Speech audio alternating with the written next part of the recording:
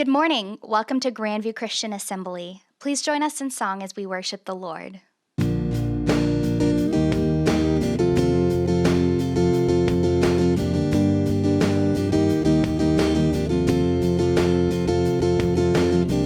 We stand and lift up our hands, for the joy of the Lord is our strength.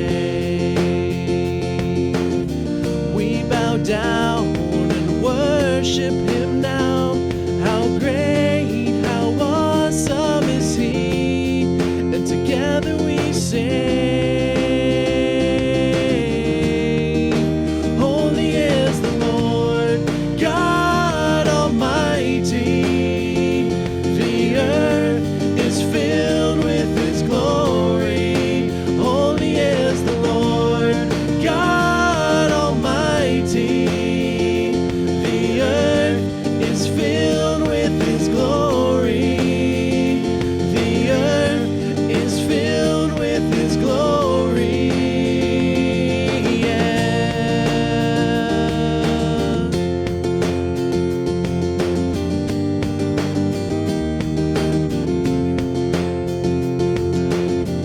We stand and lift up our hands, for the joy of the Lord is our strength. We bow down and worship Him now. How great, how awesome is He, and together we sing. Everyone sing. Holy is the Lord, God Almighty. The earth is filled with His glory. Holy is the Lord, God Almighty. The earth is filled with His glory. The earth is filled with His glory, and it's rising up all around. It's the anthem of the Lord's renown, and it's rising up all around. It's the anthem of the Lord's renown, and together we sing. Everyone sing. Holy is the Lord, God Almighty. The earth is filled with His glory. Holy is the Lord, God Almighty. The earth is filled with His glory. The earth is filled with His glory. The earth is filled with His glory.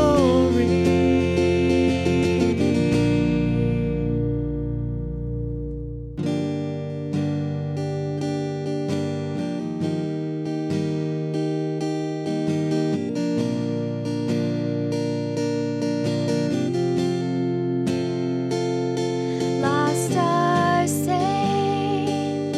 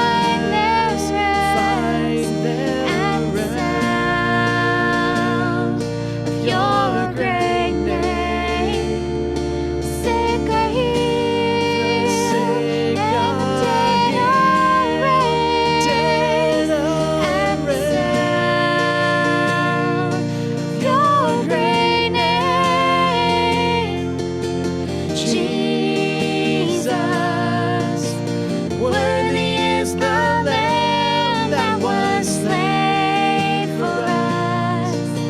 Son of God and man, you are high and lifted up, and all the world will praise your great name.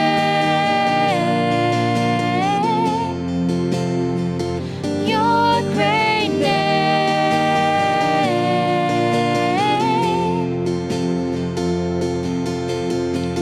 Redeemer, my healer, Lord Almighty, our Savior, defender, you are my King. Redeemer, my healer, Lord Almighty, our Savior, defender, you are my King.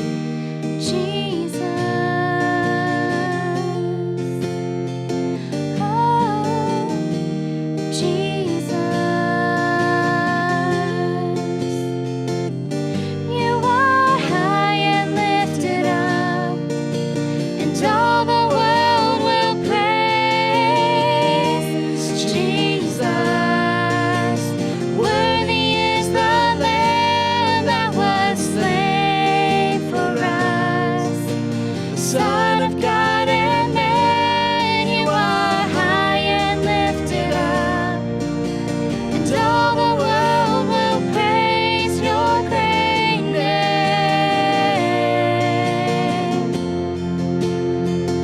Your great name.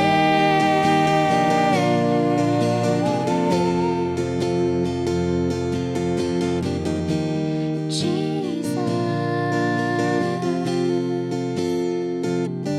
Oh, Jesus.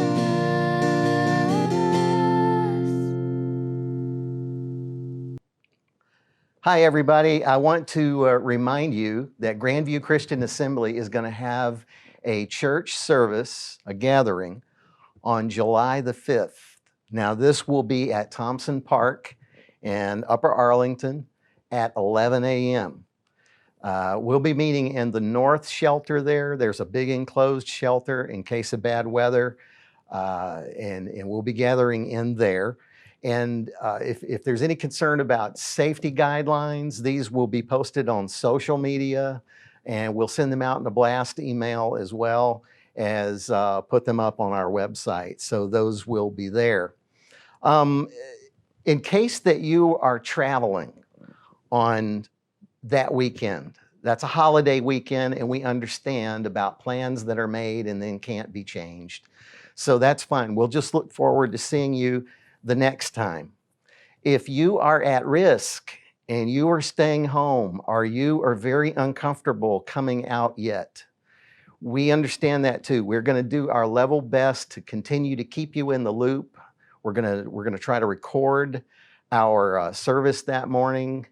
And so that's the way that we hope to keep you in with us and in with our fellowship. However, if you are staying in and making exceptions for going here, going there, doing this, doing that, I want to please encourage you. Don't let bad habits form in your Christian life. We'd really love to see you. I encourage you, come out and see your fellow believers and come gather with us. I think that we have done a lot to keep COVID from affecting our bodies. Now, let's not let it affect our souls. Okay, exciting morning. We're about to finish, as of today, the book of Revelation. This is our last scheduled message. And we want to make sure that we put an exclamation mark on it because God does. So please join me in some prayer. Lord Jesus, I ask for the word to come out crisp and clear and full of life today. Lord, as we finish the Bible and the book of Revelation, we love you, Lord. Thank you for all that you have done for us. Thank you for all the things, the glorious things that you have shown us. Open every heart, open every ear. In your name we pray. Amen. I don't know if you've ever had this happen to you. If you're anything like me, you have. And that is in a minor in a minor social setting, you ask someone their name and they told you, and within about 30 seconds, you forgot. Now, this has happened to me. And not only did I forget, I had to ask again, and I forgot again. I don't think there's anything wrong with me. It's just that, when you approach somebody new you've never met before, you're reading their t-shirt or you're noticing something else about them, and you can't think straight. I've actually been in situations where I was running through the alphabet, trying to figure out in my mind, now what name did they say? Because it's humiliating asking for the third time. Thank goodness in some settings, it's acceptable just to call Christians brother or sister, like it's good meeting you, brother, instead of Greg or Bob or George, and that's considered acceptable. But back in the days before GPS, the GPS was the friendly stranger. So if you got lost, you could pull up to a gas station and go in and ask the counter clerk how close it was to the freeway, and he would tell you. Now, this has happened to me. I would get in the car and start to drive away and realize that all I remember was take a left and go yonder. And before you know it, my wife was asking me, well, why are we pulling into another gas station? And I would have to explain to her I didn't really hear what the person said. They had an interesting accent. I think the guy was from Mississippi or something like that. Well, believe it or not, Christians have a very similar challenge. We hear a lot of things. We study a lot of things. We read a lot of things. And for some odd reason, they don't take root. There's even a warning about this in the book of Isaiah. It says, hearing, they do not hear. And this often affects, I believe, Christians at large. So this last section of the book of Revelation reminds us to obey the words of this book. Whatever you do, all those words that you read, all those words you studied and that you saw, obey the words of this book. Keep the words of this book, because Christ is coming back. And in fact, the visionary words of the book of Revelation intertwine with the thought of Christ's return. All right, so I want to take you this morning to verse 6, Revelation 22, 6. We're going to go through the end of the chapter today, and I'm really going to fly. I've color-coded some of the words. Words in red are color-coded because there's an emphasis there on the book of Revelation itself, on the words, on keeping them, on obeying them. And so in verse 6, he, that is the angel, said to me, these words are trustworthy and true. All the previous words from the earlier 22 chapters are trustworthy, and they are true. And the Lord, the God of the spirits of the prophets, has sent his angel to show his servants what must soon take place. Now, verse 6, what this does is it magnifies the certainty of the word of the book of Revelation. It magnifies it. Because why? If you look at this verse, it says, the Lord, the God of the spirits of the prophets, has sent his angel. We believe what the prophets say. But how much more the God who has inspired the spirits of those prophets? So what this does is is it magnifies the certainty of this word. In verse 7, now look what verse 7 does. It says, Jesus says, and behold, I am coming soon. Now I've color-coded the emphasis on the Lord's return, the nearness, the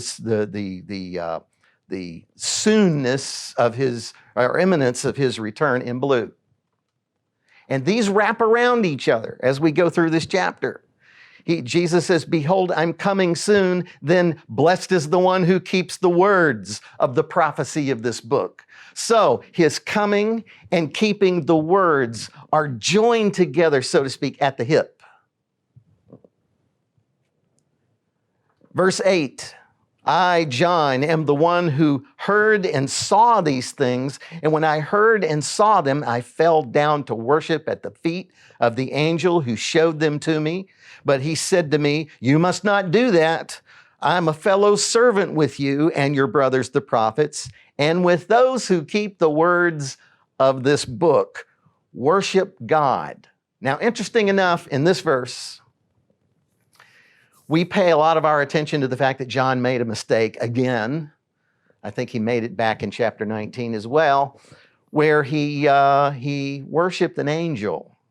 And that was a wrong thing to do, and he got corrected for it. And that's what we tend to pay our attention to. But what's interesting here is how the angel explained it. He says, I'm a fellow servant with you and your brothers, the prophets, and with those who keep the words of this book. He puts himself, this angel puts himself on the same level as John, the apostle, as the prophets, and those who keep the words of this book. So in a way, if you are a keeper of the word of the book of Revelation, you are aligned in a fellowship with the prophets, with the apostles, and even the angels. Verse 10, he said to me, do not seal up the words of the prophecy of this book. So we're continuing to talk about the book here. And then he says, for the time is near. So you've got book and you've got the nearness of the Lord's return. Again, butted up together. The nearness here is, I believe we've discussed this from time to time in this study. It's not, nearness is not calendar certainty that's being, calendar certainty that's being got at here. Instead, it's moral urgency. There's moral urgency involved in this. Because verse 11 says, let the evildoer still do evil, and the filthy still be filthy, and the righteous still do right, and the holy still be holy. What this shows us is that whoever disobeys the words of the book of Revelation they're gonna do evil. And whoever keeps the words of this book are going to do righteousness, and either kind of person is going to be doing this when the Lord returns. Everybody is going to be caught in the middle of some kind of chosen lifestyle.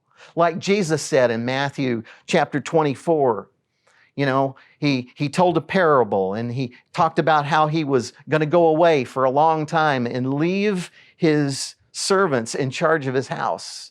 And he would return at a time when nobody expected it. And he would catch some of them caring for the house in a faithful way and loving the other servants in the house and taking care of them. But he would also catch some servants who, quote, began to eat and drink with the drunken and beat their fellow slaves. And he would catch them in the middle of this. So the urgency of keeping the words of this book is linked to the kind of life that you're going to end up living when the Lord returns. Now, verse 12 continues by saying, Jesus says, "Behold, I'm coming soon." There's the warning for those who are in whatever selected lifestyle that they've gotten into. "Behold, I'm coming soon, bringing my recompense with me to repay each one for what he has done. I am the Alpha and the Omega, the first and the last, the beginning and the end. Blessed are those who wash their robes, so that they may have the right to the tree of life, and that they may enter the city by the gates. Outside are the dogs and sorcerers and the sexually immoral and murderers and idolaters and everyone who loves and practices falsehood." So here's the big warning about the coming in verses 12 to 15. Now in 16, it says, "I, Jesus, have sent my angel to testify to you about these things." The whole book of Revelation is a long testimony about these things. And this is what? It's for the churches. Before it's for anybody else, before it's for anybody out there, it's for those of us in here. Jesus says, "I am the root and the descendant of David, the bright morning star." And by his saying that he's the root and descendant of David, what he's really doing is he's saying that the entire Messianic kingdom, the whole kingdom of God, revolves around him. He's the source of David. He's the outcome of David. These words are kingdom words.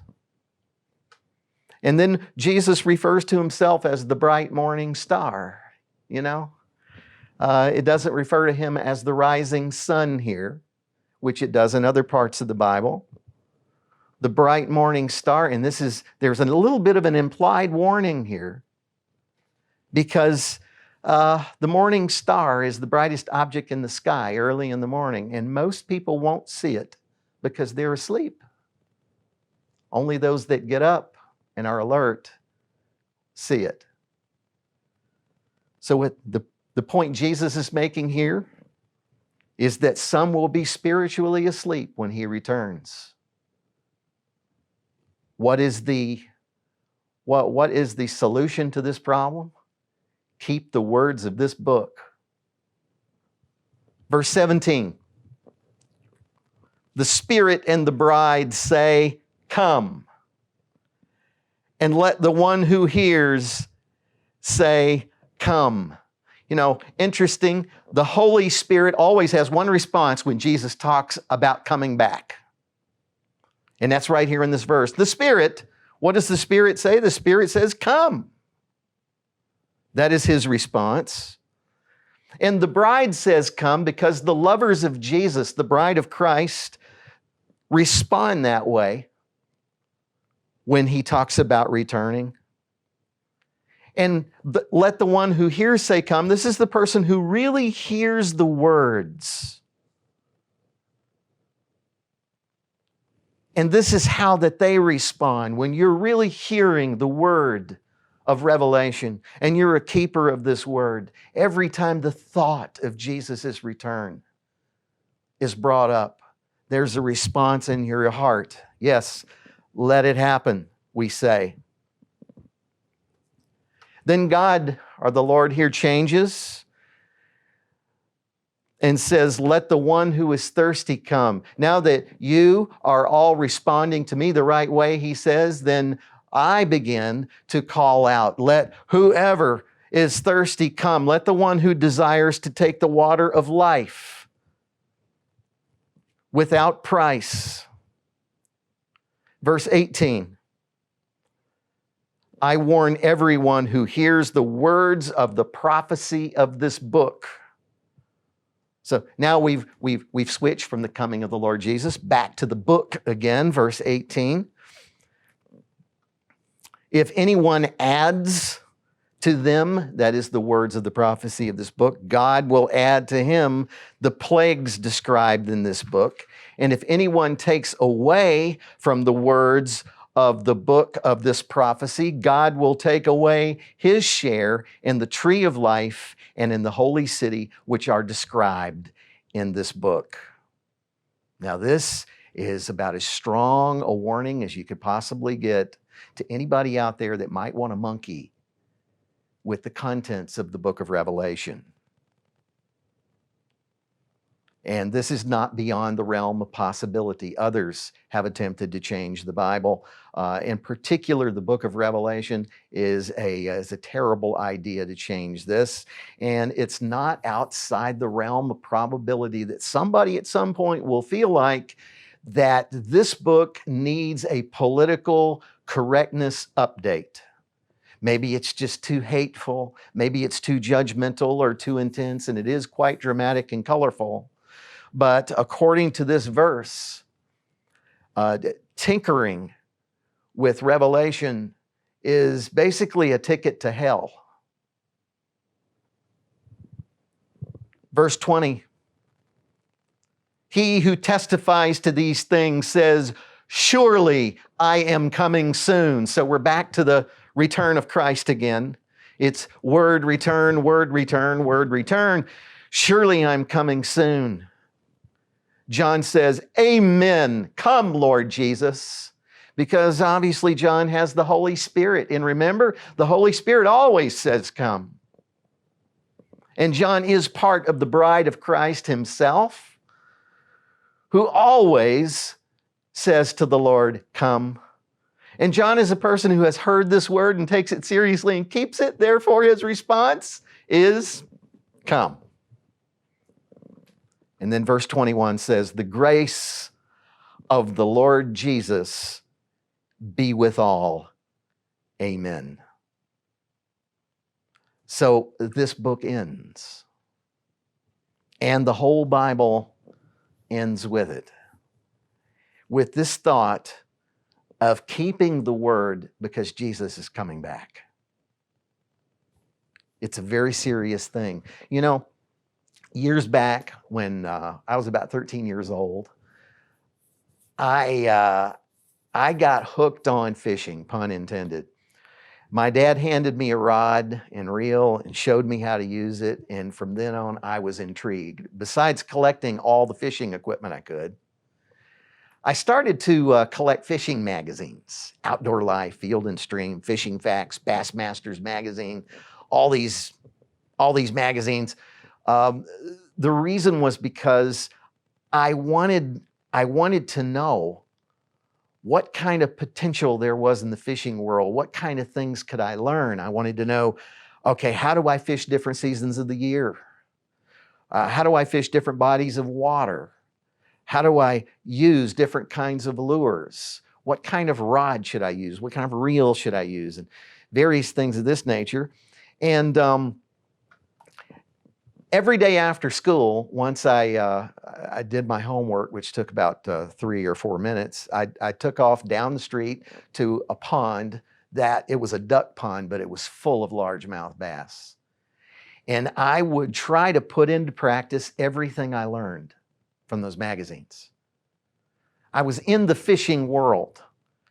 And so when I read those magazines, it wasn't just for entertainment, it was for implementation. Now, what happened shortly after that, because that was a sort of a golden time in my fishing life, my wife and I moved out to West Texas, which is a very arid kind of area, and there's just not the waterways all over the place like there was in Louisiana.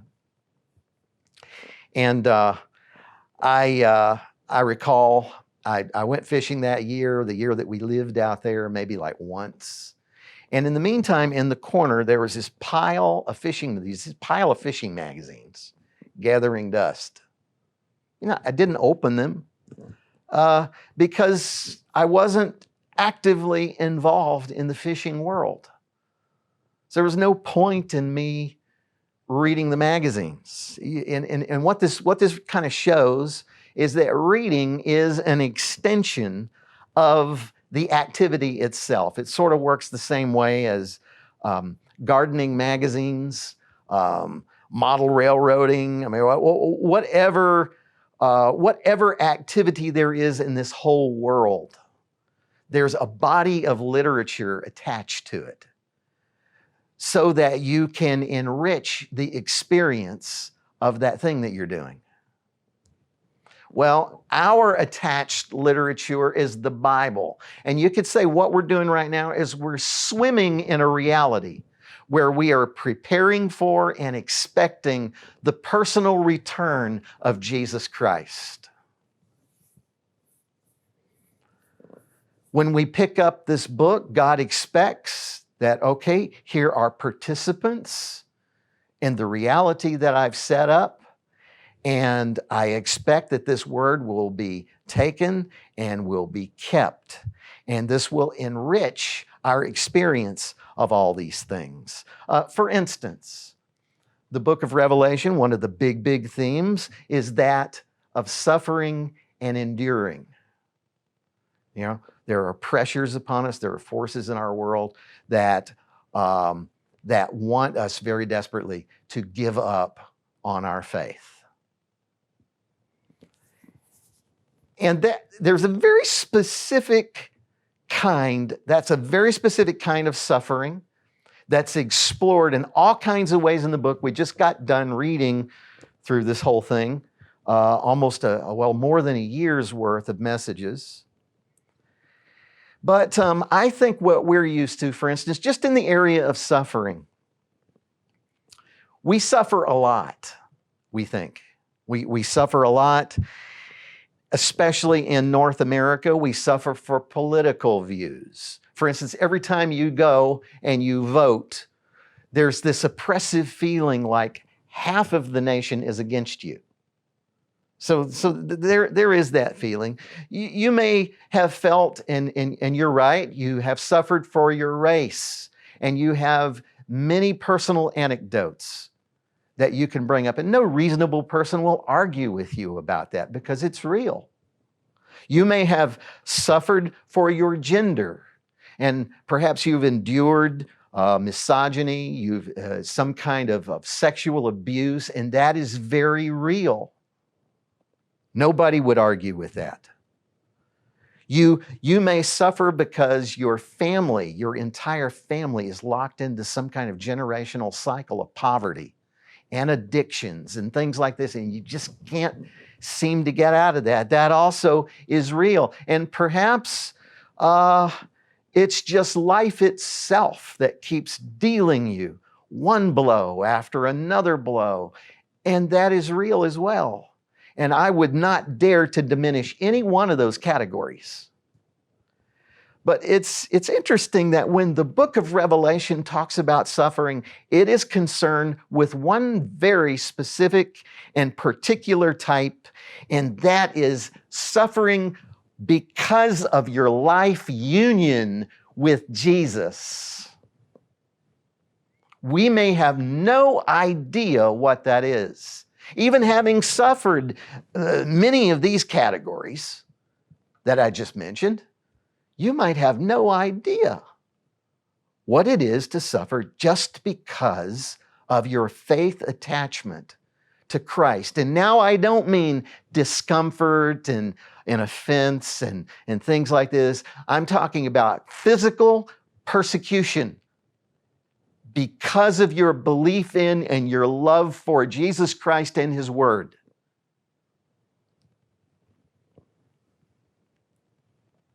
We have no idea what this means in North America. Now, I'm not lamenting that fact. I'm happy that we don't have to learn that, but there are places in the world where people die just because they believe in Christ. Now, Revelation is very concerned with exploring that. It's very concerned with shaping your thought about suffering and persecution. Also, another thing that we find challenging in this first world industrial, almost entitled and very privileged nation, are there so many options for pleasure and indulgence. And what this book does, what Revelation does, is it shapes your idea of what life involvement ought to look like. And so we got 3 whole chapters where it's all about the churches, all about the churches. And the verse we just covered, that the entire testimony of the book of Revelation was for what? It was for the churches. So God's idea of noble and worthy involvement for the human life is to build up the Christians that you're with. Also, it shapes our idea of what we ought to hope for, and our hopes tend to be very, very small. You know, we just got done going through several chapters on the New Jerusalem and Christ being in the middle of the city, and great themes. And I'm afraid that in our nation currently, we think of hope in terms of the month of November, when there's going to be a big election. And some of us are going to be so happy for all the wrong reasons. And some of us are going to be very unhappy for all the wrong reasons. Which means we need to keep the vision of this book of Christ's soon return and the great city that's coming. So at the end of the day, my message to all of you is to keep the words of this book, because your Lord returns quickly. Lord Jesus, I pray for your mercy for all of us, myself included, that we would look forward to you and we would do it informed by your holy word. In your name we pray. Amen.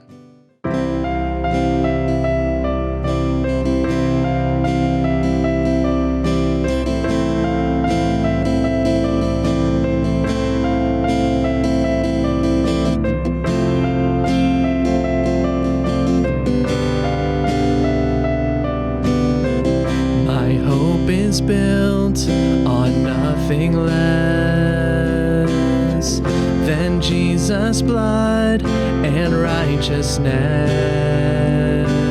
I dare not trust the sweetest frame, but wholly trust in Jesus' name.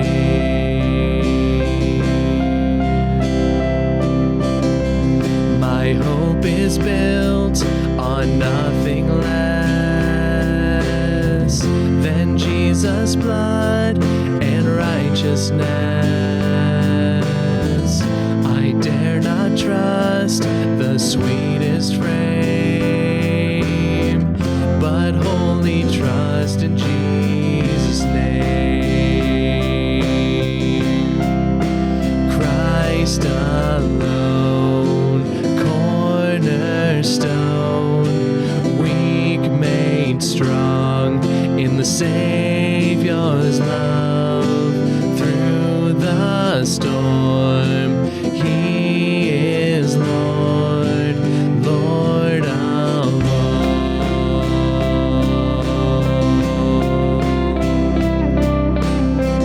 When darkness seems to hide His face, I rest on His unchanging grace.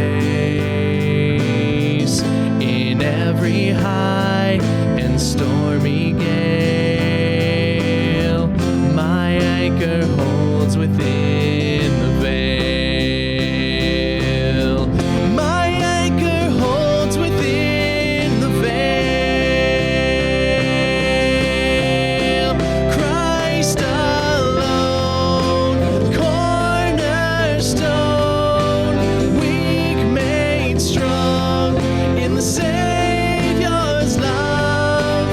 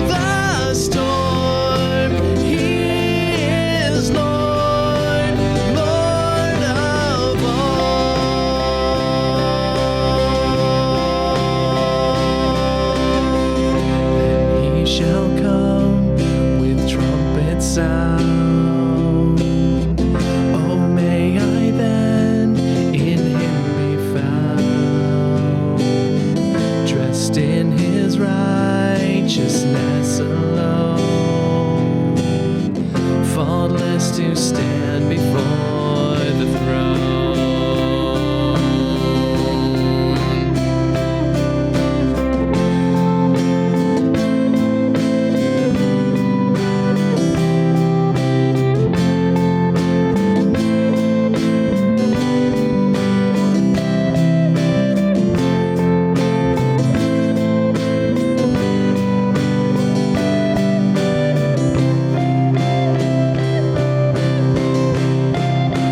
Christ alone, cornerstone,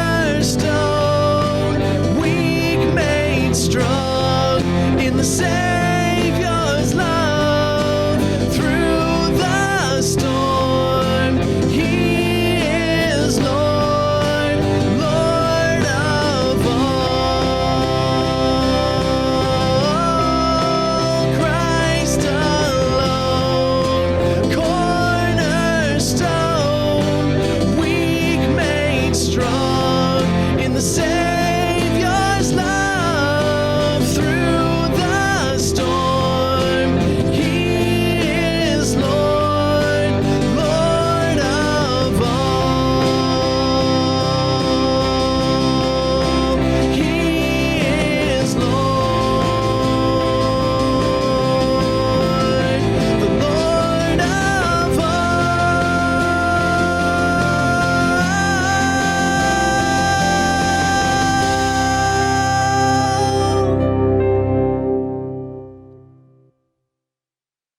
Thank you for joining us today. We hope to see you at our service next week. Please follow Grandview Christian Assembly on social media for updates.